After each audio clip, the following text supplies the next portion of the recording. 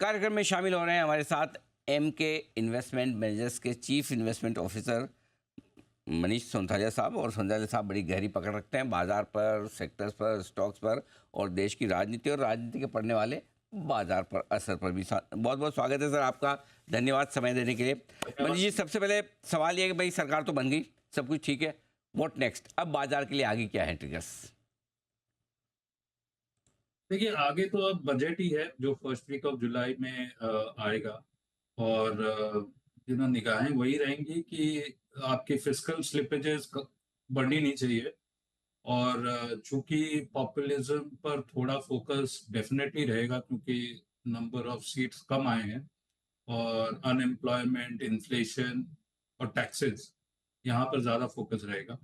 सो fiscal slippages अगर 5.1 से आपका 4.9 या 4.8, क्योंकि आरबीआई काफी डिविडेंड भी मिला है गवर्नमेंट को, ये अगर रहता है एंड आपकी जो ब्रॉडर इकोनॉमी है, जो middle class and lower middle class के सेगमेंट है, जो रूरल फोक्स है, वहां पर जो वेलफेयर स्कीम्स वगैरह होने हैं, वहां पर फोकस रहेंगे and it will be continuity of the same, more of the same. जैसे कि आपकी इन्वेस्टमेंट रिलेटेड जो भी कमिटमेंट है सरकार की, वो कंटिन्यू रहेगी।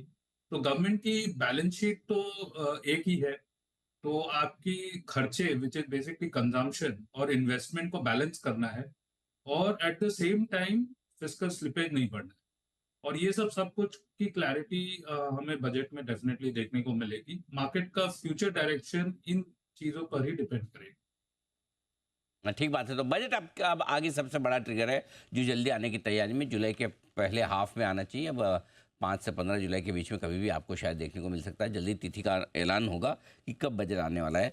लेकिन बाजार के लिए डायरेक्शन क्या है? बजट के बाद तो ठीक है, लेकिन क्या ये माना जाए कि एक राजनीतिक अनिश्चितता या चुनाव को लेकर अनिश्चितता थी, वो जो पूरी हो चुकी है, अब डायरेक्शन ऊपर की तरफ रहेगा? कैसे देख रहे हैं आप? देखिए, एग्जिट पोल और उसके बाद एक नोज डाइव और फिर एक पुल बैक, तो वो एपिसोड तो अब हमारे इट्स बिहाइंड अस। उसमें तो अब नहीं कुछ बची नहीं है, और मार्केट्स अब एक बिल्कुल ही स्टेबल है। और हमने ये देखा है ग्लोबल मार्केट्स में दो मेजर इकोनॉमीज की रेट कट भी हो गई। So broadly direction of the markets तो डेफिनेटली पॉजिटिव रहेगा। उसमें केवेट यही है कि हमारी मॉनसून ठीक ठाक होनी चाहिए। And second half of the year में ऐसा अनुमान है कि चूंकि इन्फ्लेशन बहुत ज्यादा कोई वरीसम पॉइंट है नहीं हमारे लिए, rate cut, following rate cuts in US वगैरह हमारे यहाँ भी होना चाहिए। So from that point of view हमारा तो यही अनुमान है, 24,500 25,000 के लेवल्स पर मार्केट्स दिसंबर तक पहुंच जाना चाहिए। इफ नॉट कि यहाँ पर से पी मल्टीपल की री रेटिंग हो। री रेटिंग की तो संभावना बहुत ही कम है, क्योंकि हम बहुत ज्यादा कोई महंगे तो है नहीं। बेसिकली 1150 के अगर निफ्टी की अर्निंग्स है तो ब्रॉडली 20-21 टाइम है। आप बोल सकते हैं कि हिस्टोरिकली वो लेवल से थोड़े ऊपर है, पर लास्ट 3-4 साल में 20-21 के पी मल्टीपल्स इंडिया में सस्टेन हो रहे हैं और आगे भी जाके होंगे। सो अनुमान तो यही है, 24,500 25,000 के निफ्टी के लेवल्स दिसंबर तक देखने को मिलना चाहिए। एंड अगर पी री रेटिंग होती है तो यहाँ से भी ऊपर जाना चाहिए बाजार। पर डायरेक्शन मार्केट्स का डेफिनेटली पॉजिटिव है, मंदी की कोई गुंजाइश मुझे तो नहीं लगती। चलिए, तो मंदी की गुंजाइश कम है, डायरेक्शन पॉजिटिव है। इस पॉजिटिव डायरेक्शन में मनीष जी फिर खरीदना क्या है? बदले हुए माहौल में आपको क्या अब पसंद है, चाहे वो नई सरकार के लिहाज से, चाहे वैल्यूएशंस के लिहाज से? देखिए, जैसे कि मैंने बोला कि it is continuity and more of the same. So सरकार बनने के पहले एक सेगमेंट ऑफ द मार्केट जो कि कंजम्पशन था, वो थोड़ा सा अंडरवेट स्टांस में रहता था, क्योंकि वैल्यूएशंस कंड्यूसिव नहीं थे और वॉल्यूम ग्रोथ नहीं था। और इन्वेस्टमेंट रिलेटेड थीम्स में काफी फोकस थी। एफआईएस काफी नेगेटिव थे स्टेपल्स वगैरह पर। तो अब मुझे तो यही दिखाई देता है कि एवरीबडी इन द मार्केट जो भी मैटर करते हैं इज अ बायर। अगर आप एफआईएस को ले लें तो वो कंजम्पशन रिलेटेड थीम्स में बुलिश है। इन्वेस्टमेंट रिलेटेड थीम्स ऐसे ही मोमेंटम में है और चल रही है, उनके में तेजी, उनमें गुंजाइश बरकरार है।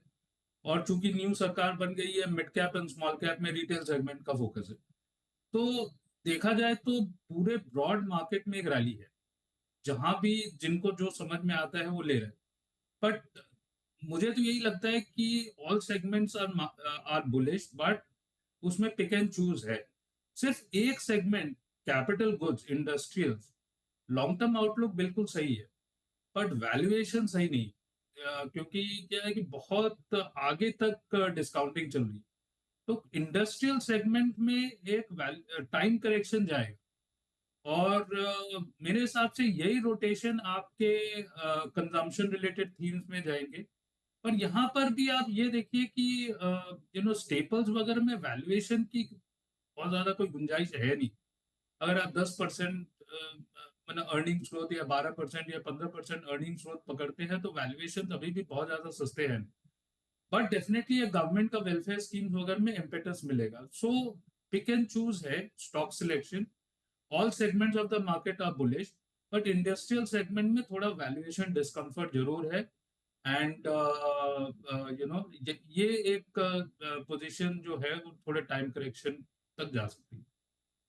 तो ये सारे हैं जहाँ पर आपको पैसा लगाने का बढ़िया मौका मिल भी रहा है। एक राय आपसे लेना चाहता हूँ कि कुछ कुछ सेक्टर जिनमें लोग अब काफ़ी सुगबुगाहट देख रहे हैं, मसलन टेलीकॉम और एफएमसीजी, ये दो सेक्टर में थोड़ा सा इंटरेस्ट आता दिखा है।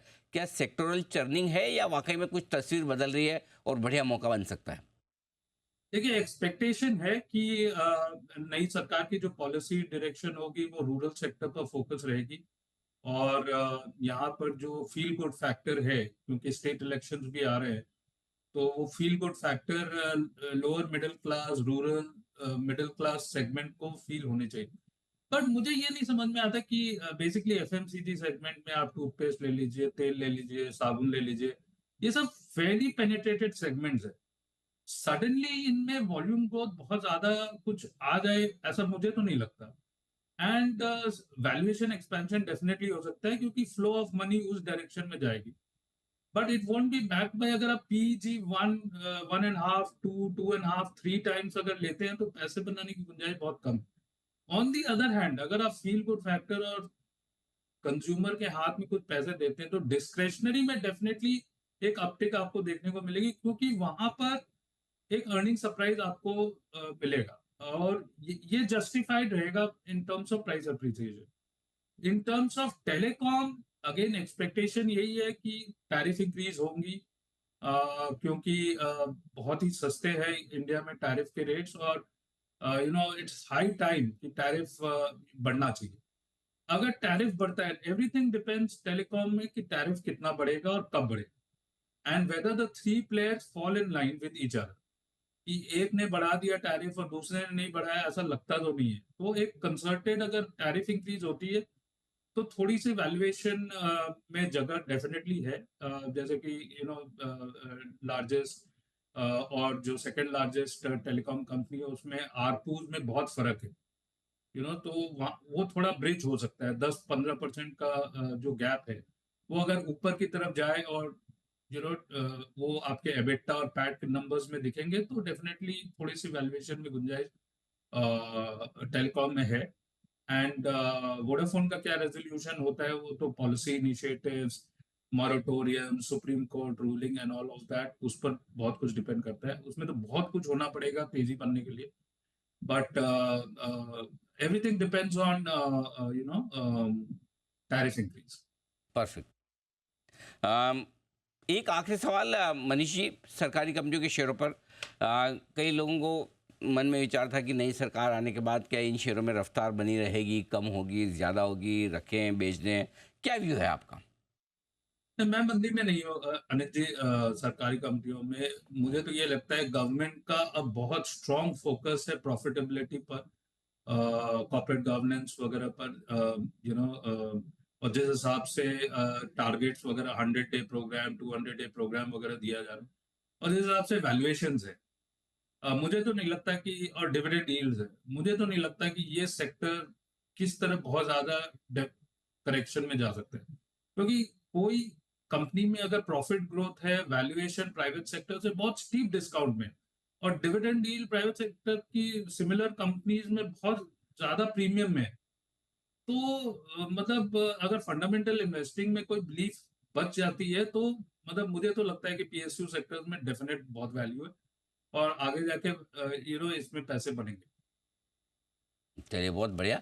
तो सरकारी कंपनियों में वैल्यू है और चुनिंदा सरकारी कंपनियों में पैसे बनेंगे भी, ये राय आपके लिए आती हुई मनीष सर की तरफ से। मनीष सर, आपकी बात करते करते बाजार फिर से मजबूत हो रहे हैं, 50 अंक ऊपर अब निफ्टी हो चुका है और बैंक निफ्टी भी फिर से 50,000 की तरफ बढ़ने की तैयारी। बहुत बहुत धन्यवाद आपका समय देने के लिए और हमारे दर्शकों से बातचीत करने के लिए। आइए, इतने उतार चढ़ाव के बीच हाँ थोड़ी थकान तो आती, थोड़ा छोटा